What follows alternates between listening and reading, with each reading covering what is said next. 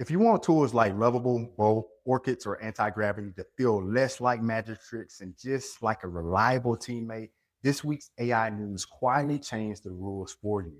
Over the last few days, big players like Amazon and Microsoft rolled out new AI agent platforms that directly affect how you build with vibe coding tools. I'm going to break down three shifts in plain language and give you simple steps to upgrade how you build, even if you've never coded before. The first shift, speed and deployment. Amazon just launched two pieces of agentic tech, Amazon Bedrock Agent Core and Amazon Nova Act. Bedrock Agent Core is their system for building and managing AI agents at scale. Nova Act is built to make agents reliable at doing real tasks like clicking through websites and automating workflows. In simple terms, it means that Amazon is saying AI agents aren't experiments anymore. They're production grade workers, extensions to our team. So, what is an agent? An agent is just an AI worker. It follows instructions, calls tools or APIs, and completes tasks. What this means for your app is huge. Your product is no longer just one app, it's a small system, a front end for users, a back end for data, and one or more AI agents that actually do the work. So stop thinking one big app.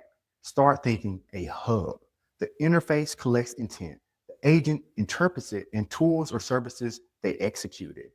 Now, here's how to adapt this as a vibe coder. First, when you describe your app in Lovable or Bolt, describe the task, not the pages. For example, an app where an AI agent schedules meetings, writes emails, and summarizes calls for me. Second, ask the AI to show you a simple map of the system. What's the screens? What's the database? What's the tools that the agent actually uses, and what logic does it follow? Use that as your blueprint before you build.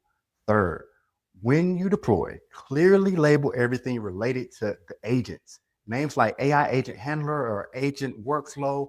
That way, later you can upgrade the agent tech without breaking your whole app. The second shift, security and control. ServiceNow just acquired a company called Veza to government what the AI agents are allowed to do inside your systems. That tells you everything that is important. The real risk isn't the AI writing bad code, it's the AI touching the wrong data or triggering the wrong actions. As founders, that means this: your AI needs permissions just like your users do. What can it read? What can it write? What can it execute?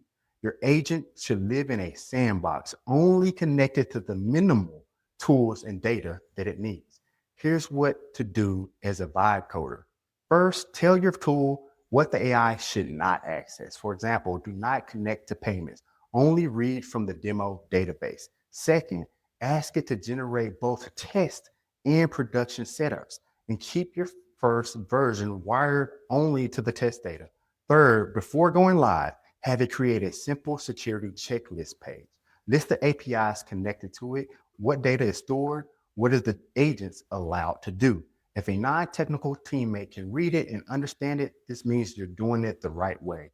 Third, the shift from hybrid human plus AI workflows.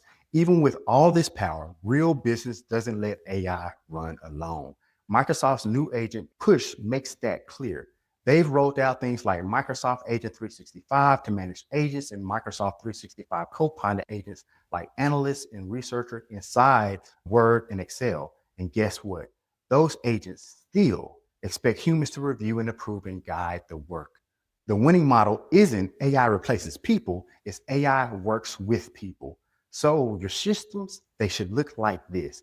AI drafts, the humans review, then automation executes. Think of the pipeline: agent, review stream, final action.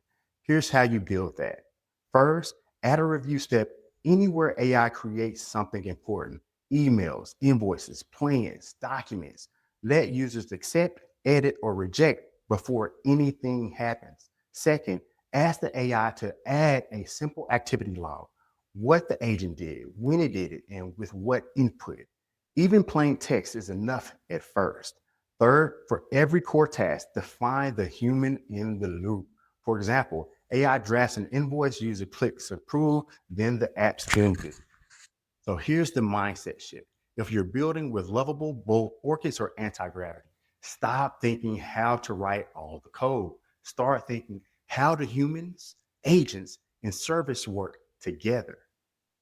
That's what Amazon is building with Bedrock Agent Core and Nova Act. That's what Microsoft is building with Agent 365 and Copilot Agents. And that's why ServiceNow is buying tools like Veza for control. Agents aren't features anymore. They're the backbone of the entire system. If this helped, subscribe, drop a comment, and tell me which tools are you using right now and why.